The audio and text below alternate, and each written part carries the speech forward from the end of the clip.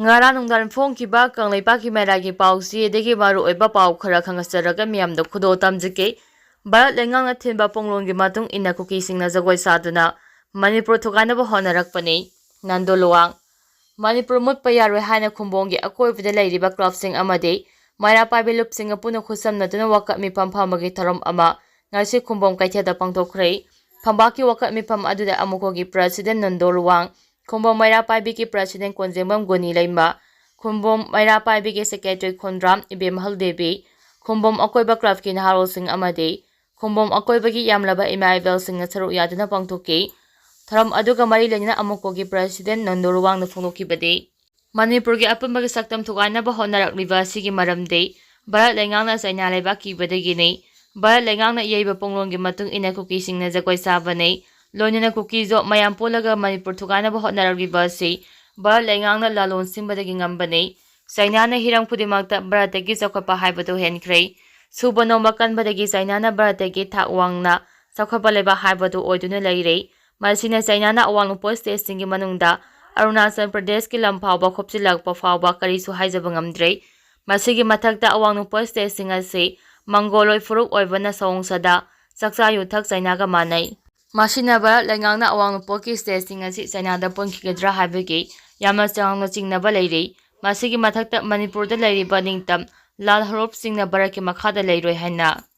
Bharat agi ningtam nabagi damakta lalo khongjang saksilakpa sida Bharat lenga kok saba haibadu oire Maduna Manipur macet tana thuganaba Nagada amo insin Kukida amo insin tawduna honarakpani ahanbada Nagada insinbadagi Greater Nagaland tamagi akamba khongjang changsilakpadagi hauzik Naga lal harof NSM IM ga ceasefire agreement tangunduna leiriba asini Greater Nagaland semnabagi akamba ihau adudasu Manipur gi apamba saktam kaiba yaro haduna akamba ihau hauki Donina June 19 gi akamba lebak miyamgi ihau na maram oiduna Manipur thuganaba honarakpadu mai pakpa ngamkhide Maduna hauzik Manipur thuganaba hotnariba ase mitop Kuki singni masi Bharat lengangna thoanbane Manipur gi apamba ngamkhoi manungdagi Nagagi amade Kuki gi amadi Maitei gi haina ahum thokna thugairaga aikhogi apamba saktam thugainaba Bharat lengangna hotnai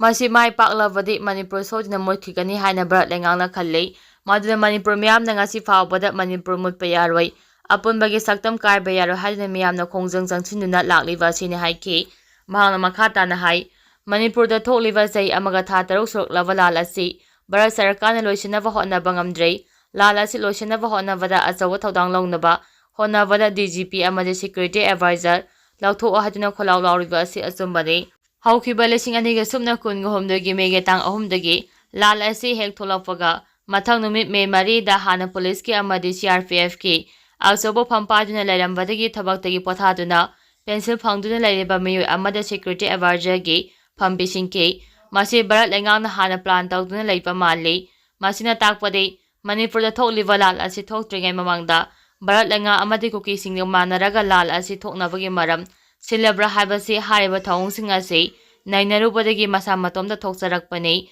Manipur gi chief minister na pairamba security advisor gi pham me kunga mapanda laktholaga atopa amada pahenki vaibasi yamna lanba thawngni maduna hauzik security advisor na mahaki sakti sijinaduna Manipur da leiriba Central Force sing da hawdaduna irang laksinaba hotnagadaba adu tawdrei maduna lal asi nomo nomogi kangkhalakduna misimina thokpagi sang hengalakpani haiki mahangna makhatana hai Manipur gi tampaki lamda coming operation tawduna nongmai kya fagaliba nongmai chama fapada nongmai maudradi tampakitagini madusa afaba makhalgi nongmai ni haide adubu singda coming operation chathaba matamdadi Kuki militant singna hundoklamba sijinaba yadraba Koling karaba nongmai khara pipe akakpa khara phagatlaga toi nongmai lakpagi badnamna tampakta loina pisile chingdasu nongmai lakpagi thaba adumak tawribani ching amasung tampakta nongmai kayam yamna phagatle haibadu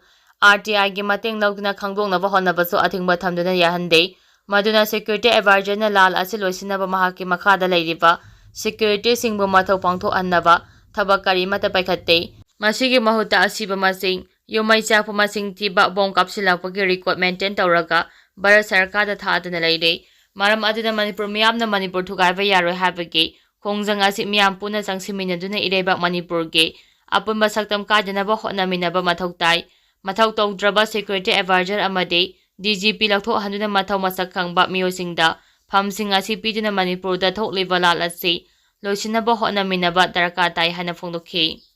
ꯃꯈꯥ ꯇꯥꯔꯛꯄ ꯄꯥꯎꯗ ꯃꯅꯤꯄꯨꯔꯗ ꯁꯥꯕꯒꯤ ꯆꯥꯡ Celsius degree 38 ꯌꯧꯈ꯭ꯔꯦ꯫ ꯃꯅꯤꯄꯨꯔꯒꯤ ꯇꯣꯉꯥꯟ-ꯇꯣꯉꯥꯟꯕ district ꯁꯥꯕꯒꯤ ꯆꯥꯡ ꯍꯦꯟꯒꯠꯂꯛꯄꯒ ꯂꯣꯏꯅꯅ ꯃꯅꯤꯄꯨꯔꯗ ꯁꯥꯕꯒꯤ ꯆꯥꯡ ꯉꯔꯥꯡ ꯁꯦꯜꯁꯤꯌꯁ ꯗꯤꯒ꯭ꯔꯤ 38 ꯌꯧꯔꯦ꯫ ꯅꯣꯅꯦ ꯗꯤꯁꯇ꯭ꯔꯤꯛꯇ ꯉꯔꯥꯡ ꯁꯥꯕꯒꯤ ꯆꯥꯡ ꯁꯦꯜꯁꯤꯌꯁ ꯗꯤꯒ꯭ꯔꯤ 38ꯒ ꯄꯣꯏꯟꯠ 35 ꯌꯧꯗꯨꯅ ꯈ꯭ꯋꯥꯏꯗꯒꯤ ꯁꯥꯕ ꯗꯤꯁꯇ꯭ꯔꯤꯛ ꯑꯣꯏꯈ꯭ꯔꯦ꯫ Directorate of environmental and climate ꯆꯦꯟꯖꯗꯒꯤ ꯄꯤꯔꯛꯄ ꯔꯤꯄꯣꯔꯠꯀꯤ ꯃꯇꯨꯡ ꯏꯟꯅ ꯍꯧꯈꯤꯕ ꯌꯨꯝꯁꯀꯩꯁ ꯅꯨꯃꯤꯠꯀꯤ ꯅꯨꯃꯤꯗꯥꯡ ꯄꯨꯡ 3 ꯇꯥꯕ ꯃꯇꯝꯗꯒꯤ ꯍꯧꯔꯒ ꯃꯊꯪꯒꯤ ꯅꯨꯃꯤꯠ ꯉꯔꯥꯡ ꯁꯒꯣꯜꯁꯦꯟ ꯅꯨꯃꯤꯠꯀꯤ ꯅꯨꯃꯤꯗꯥꯡ ꯄꯨꯡ 3 ꯐꯥꯎꯕꯗ ꯁꯥꯕꯒꯤ ꯆꯥꯡ ꯁꯦꯜꯁꯤꯌꯁ ꯗꯤꯒ꯭ꯔꯤ 38ꯒ ꯄꯣꯏꯟꯠ 35 ꯑꯣꯏꯈꯤ꯫ ꯁ꯭ꯇꯦꯠ ꯑꯁꯤꯒꯤ ꯇꯣꯉꯥꯟ-ꯇꯣꯉꯥꯟꯕ ꯍ꯭ꯌꯨꯃꯤꯗꯤꯇꯤ ꯂꯦꯚꯦꯜꯁꯨ ꯆꯥꯗ 60ꯒꯤ ꯃꯊꯛꯇ ꯂꯩꯈꯤ꯫ ꯖꯨꯟ ꯊꯥꯗ ꯁꯥꯕꯒꯤ ꯆꯥꯡ ꯁꯦꯜꯁꯤꯌꯁ ꯗꯤꯒ꯭ꯔꯤ 39 ꯑꯣꯏꯗꯨꯅ ꯁ꯭ꯇꯦꯠ ꯑꯁꯤꯗ ꯈ꯭ꯋꯥꯏꯗꯒꯤ ꯁꯥꯕ ꯍꯥꯏꯕꯗꯨ ꯑꯣꯏꯈꯤ꯫ ꯃꯈꯥ ꯇꯥꯔꯛꯄ ꯄꯥꯎꯗ ꯀꯪꯂꯥ ꯄꯥꯎꯗꯒꯤ ꯃꯔꯨꯑꯣꯏꯕ ꯄꯥꯎ ꯈꯔ ꯈꯪꯍꯟꯖꯔꯒ ꯃꯤꯌꯥꯝꯗ ꯈꯨꯗꯣꯜ ꯇꯝꯖꯒꯦ꯫ ꯀꯩꯊꯦꯜ ꯐꯝꯕꯤ ꯏꯃꯥꯁꯤꯡꯅ ꯍꯨꯔꯥꯟꯕ ꯑꯃ ꯐꯥꯈ꯭ꯔꯦ꯫ ꯉꯁꯤ ꯑꯌꯨꯛ ꯄꯨꯡ 4:30 ताबदा इमा कैथेल नंबर 3 फवोइबी कैथेदगी फी मयूम अमा हुरांदुना पुथोरकपा नुपा अमा कैथेल फमी इमासिंग अमदी मियामना फादुना वरक वातेमख्रे फारबा नुपा अदुना फोंदोरकपदा महाकी ममिंग इबोक खान कवे संगायुमफमदगिनी हाइदे थौदो असिगी मतंगदा कैथेल फमी इमासिंगना फोंदोरकपदा इमा कैथेल सिंग असिगी अकोइबदा निसा चाबा मियो कया चक्ताबा हेलकपदगी कैथेलगी पोसे इमांबगे थौदो असि तोइने थोकले हाइदे तुंगदा फारबा इबोक खान सिटी पुलिस की कंगु अमा लाक्तुना पुखरे हाइदे मखा तरपा पाउदा कंबाइन फोर्स ना थी बहोमबगी थबक चथखरे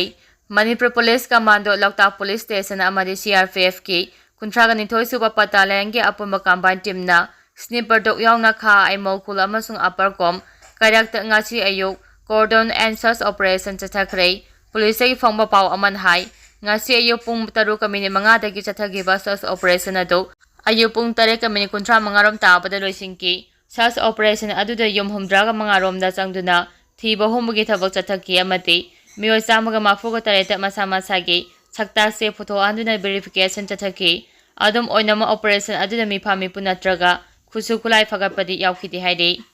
मखा तरपा पाउदा जिरिबंगे मोरबुंगदा कुकी मेटेन सिंगना अमु हने अटैक चथरखरे हंदकता यूनियन होम मिनिस्टर अमित शाहना मणिपुरदा थोकलिबि इरांग असिगी मतंगदा वरोइसिम पुरकनबा कुकी अमदि मैतेगी लुचिंगबसिंग उनुदुना वारी साननबा होनरि हाइना फोंदोकपा लेख्रबसु कुकी मेटेन सिंग जिरिबंगी मैते खोलसिंगना नोमै कपसिनदुना अटैक तोबा लेप्त्रे ngasi नुमिदांग पुंग 4:30 ताबदसु जिरिबम डिस्ट्रिक्ट की मोबुंग मैते खोलदा कुकी मेटेन सिंगना बॉम अमदि नोमै कपसिलक्तुना अकम मौंगदा अटैक चथरखरे खुलंगापा वॉलंटियर सिंग मैकेदगिसु हंदुना नोमै कामनखि चौरांगना पुंग अमरोम नोमै कामनखिबादुदा मियोय अमता आसो अपन यावबगी पाउदि लेते अदुबु कुकी मेटेन सिंगना कपसिलखिबा बॉम अमा पोखाइबदगी मोबुंग मयाई लेकाय मैते खोलदा लैबा मैरासंग अमा अकाय तोइथोखरे मफम अदुदा अहेंबा फोर्सिंग चंगसिंखरे हाइदे।